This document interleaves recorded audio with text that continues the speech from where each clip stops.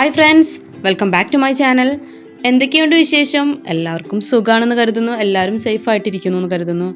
മാഷാ അല്ലാ, ഞങ്ങളും ഇവിടെ സേഫായിട്ടിരിക്കുന്നു. അപ്പോൾ ഞാൻ ഇന്ന് വന്നിട്ടുള്ളത് ഒരു നല്ല ഹെൽത്തി ആയിട്ടുള്ള ഒരു നോമ്പ് കഞ്ഞിയുടെ റെസിപ്പിയുമായിട്ടാണ്. അപ്പോൾ നമ്മൾ കുറച്ച് സ്നാക്സ് ഒക്കെ പരിചയപ്പെട്ടു. ഇനി നമുക്ക് ഹെൽത്തി ആയിട്ടുള്ള ഒരു കഞ്ഞി പരിചയപ്പെടാം. അപ്പോൾ നിങ്ങളെല്ലാവരും നോമ്പിന് കഞ്ഞിയൊക്കെ ഉണ്ടാക്കുന്നുണ്ടായിരിക്കും. ഈ കഞ്ഞി എങ്ങനെ ഉണ്ടാക്കുന്നതെന്ന് നമുക്കൊന്ന് നോക്കാം. കഞ്ഞി ഉണ്ടാക്കണ മുന്നേ ഞാൻ ഈ ചെടി പരിചയപ്പെടുത്തി തരാം കേട്ടോ. ഇതാണ് പുത്തരിച്ചുണ്ട. അറിയാത്തവർക്ക് വേണ്ടിയിട്ട് പറയാൻ കേട്ടോ. ഇതാണ് പുത്തരിച്ചുണ്ട. അപ്പോൾ ഇത് ഞാൻ ഇവിടെ വന്നതിൻ്റെ ശേഷമാണ് ഇങ്ങനെ ഒരു ചെടിയും ഈ ഒരു ഔഷധ ചെടിയൊക്കെ കണ്ടിട്ടുള്ളത്. എൻ്റെ നാട്ടിൽ ഞാൻ ഇതുവരെ കണ്ടിട്ടില്ല. ഉണ്ടാവുമായിരിക്കും കേട്ടോ, ഞാൻ കാണാത്തതാണോന്ന് എനിക്ക് അറിഞ്ഞൂടാ. ഞാൻ ഇവിടെ വന്നതിൻ്റെ ശേഷമാണ് കണ്ടിട്ടുള്ളത്. അപ്പോൾ ഈ ഒരു ചെടിയുടെ വേരെടുത്തിട്ട് ആ വേരിൻ്റെ തൊലി മാത്രം ഇങ്ങനെ ചെത്തിയെടുക്കും. എന്നിട്ട് നമ്മളത് നല്ലവണ്ണം കഴുകിയിട്ട് വെയിലത്ത് ഉണക്കി വെച്ചിട്ട് അത് പൊടിച്ചിട്ടാണ് നമ്മൾ ഈ കഞ്ഞിയിലേക്ക് ഇടുന്നത്. അപ്പോൾ ഇത് നമുക്ക് നോമ്പിന് മാത്രമല്ല, നമ്മൾ പ്രസവരക്ഷക്കൊക്കെ മരുന്ന് കഞ്ഞിയായിട്ട് ഉണ്ടാക്കുമ്പോൾ ആ കഞ്ഞിയിലൊക്കെ നമ്മൾ ഇതിടാറുണ്ട്.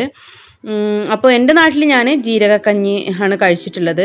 അതിൻ്റെ കൂടെ ഈ ഒരു പൊടിയും കൂടി ചേർത്തിട്ടാണ് ഇവിടെ ഇവർ കഞ്ഞി ഉണ്ടാക്കുന്നത്. അപ്പോൾ ഇതാണ് അതിൻ്റെ ഒരു ചെടി. ഈ നാട്ടിലുള്ളവർക്ക് അറിയുന്നുണ്ടായിരിക്കും, അറിയുന്നവരൊന്ന് ക്ഷമിക്കട്ടോ.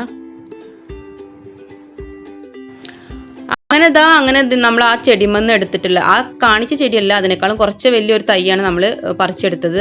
എന്നിട്ട് അതിൻ്റെ വേര് ഒക്കെ ഇതേപോലെ തൊലി ചെത്തിയെടുത്തിട്ട് ഇതുപോലെ കഷ്ണമാക്കിയിട്ടുണ്ട്. ഇനി ഇത് കഴുകി എടുത്തിട്ട് ഇത് ഉണക്കി നമ്മൾ വെയിലത്ത് വെച്ചിട്ട് ഉണക്കിയിട്ട് പൊടിച്ചെടുക്കുകയാണ് ചെയ്യാറ്. അപ്പോൾ നമുക്ക് ഇതൊക്കെ വെച്ചിട്ട് ഇനി എങ്ങനെയാണ് കഞ്ഞി ഉണ്ടാക്കണമെന്ന് നോക്കാം. അപ്പോൾ അതിനായിട്ട് ഞാനൊരു ഇവിടെ കുക്കറിൽ 1.5 ഗ്ലാസ് പൊടിയരി, നമ്മൾ സാധാ കഞ്ഞി വെക്കണ പൊടിയരി ഉണ്ടല്ലോ, ചെറിയ അരി, അതാണ് ഞാൻ എടുത്തിട്ടുള്ളത്. അത് നന്നായിട്ട് കഴുകി അതിൽ ആവശ്യത്തിനുള്ള വെള്ളം ഒഴിച്ചിട്ട് ഇവിടെ വെച്ചിട്ടുണ്ട്.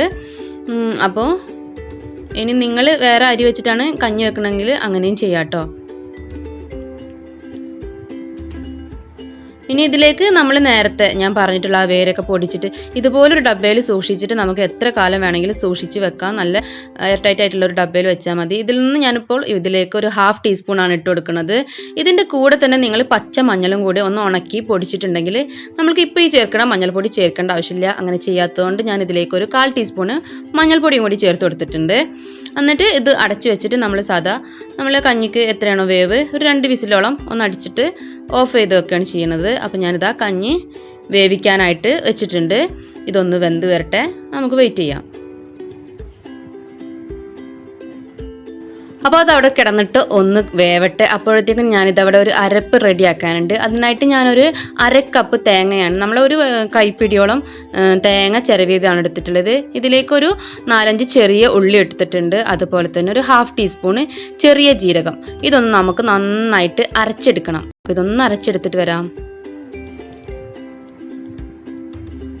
അപ്പോൾ ഞാനിതിവിടെ നന്നായിട്ട് അരച്ചെടുത്തിട്ടുണ്ട്. ഇതിവിടെ റെഡി ആയിട്ടുണ്ട്.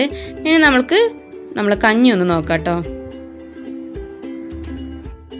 അപ്പോൾ നമ്മളെ കഞ്ഞി ഇവിടെ വെന്ത് ഞാൻ വിസിലൊക്കെ ഓഫ് ചെയ്ത് വെച്ചിട്ടുണ്ടായിരുന്നു. നമുക്കിതൊന്ന് തുറന്ന് നോക്കാം. ഇതിവിടെ റെഡിയായി കിട്ടിയിട്ടുണ്ട്.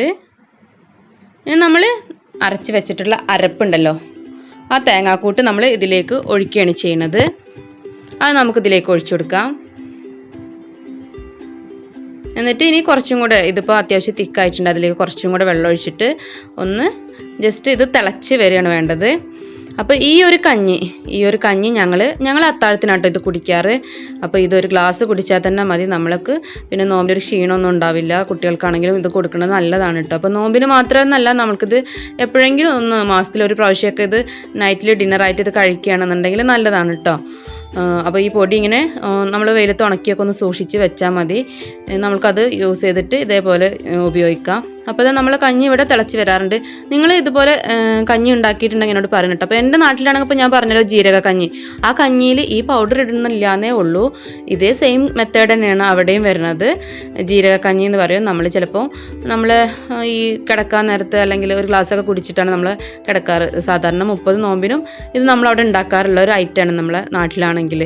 ജീരകക്കഞ്ഞി, മഞ്ഞക്കഞ്ഞി, മരുന്ന് കഞ്ഞി, എന്ത് വേണമെങ്കിലും പറയട്ടെ. പല നാട്ടിലും പല പേരിലായിരിക്കും അറിയപ്പെടുന്നത്. അങ്ങനെ നമ്മൾ കഞ്ഞി ഇവിടെ സെർവ് ചെയ്തിട്ടുണ്ട്. ഇത് വല്ല അച്ചാറിൻ്റെ കൂടെയോ അല്ലെങ്കിൽ നല്ല ഉപ്പേരി എന്തെങ്കിലും ചീര ഉപ്പേരി എന്തിൻ്റെയും കൂടെയൊക്കെ നമുക്കിത് കഴിക്കാൻ പറ്റും. അപ്പോൾ ഇതുപോലെ നിങ്ങൾ ട്രൈ ചെയ്തിട്ടില്ലെങ്കിൽ തീർച്ചയായിട്ടും ഒന്ന് ട്രൈ ചെയ്ത് നോക്കണം. ട്രൈ ചെയ്ത് നോക്കുമ്പോൾ എന്നെ ഫീഡ്ബാക്ക് അറിയിക്കുമല്ലോ. അപ്പോൾ ഈ വീഡിയോ ഇഷ്ടപ്പെട്ടാൽ തീർച്ചയായിട്ടും ലൈക്ക് ചെയ്യുക. കൂടെ നിങ്ങൾ ഫ്രണ്ട്സുമായിട്ട് ഷെയർ ചെയ്തിട്ട് വേണം കാണാനായിട്ട്. അതുപോലെ സബ്സ്ക്രൈബ് ചെയ്യാതെ കാണുന്ന കൂട്ടുകാരുണ്ടെങ്കിൽ ഒന്ന് സബ്സ്ക്രൈബ് ചെയ്തിട്ട് സപ്പോർട്ട് ചെയ്യണം. കൂടെ കാണുന്ന ബെല്ലൈക്കണിൽ ഓൾ എന്ന ഓപ്ഷനിൽ വേണം ക്ലിക്ക് ചെയ്യാനായിട്ട്. അപ്പോഴേ ഞാൻ വീഡിയോസ് അപ്ലോഡ് ചെയ്യുമ്പോൾ നിങ്ങളുടെ ഫോണിൽ നോട്ടിഫിക്കേഷൻ കിട്ടുള്ളൂ. ഒരു കാര്യം കൂടെ, നിങ്ങളുടെ നാട്ടിലൊക്കെ ഈ കഞ്ഞിക്ക് എന്താണ് പേര് എന്നുള്ളത് ഒന്ന് താഴെ കമൻസിലൊന്ന് എഴുതിയിടണേ. നിങ്ങൾ ട്രൈ ചെയ്തിട്ടുണ്ടെങ്കിൽ അല്ലെങ്കിൽ ഈ കഞ്ഞിയുടെ പേര് എന്താണെന്നുള്ളത് നിങ്ങളുടെ നാട്ടിൽ ഈ കഞ്ഞിക്ക് പറയുന്ന പേര്. നമ്മളെ ചാനൽ കാണുന്നത് പല പല നാട്ടുകാരാണല്ലോ.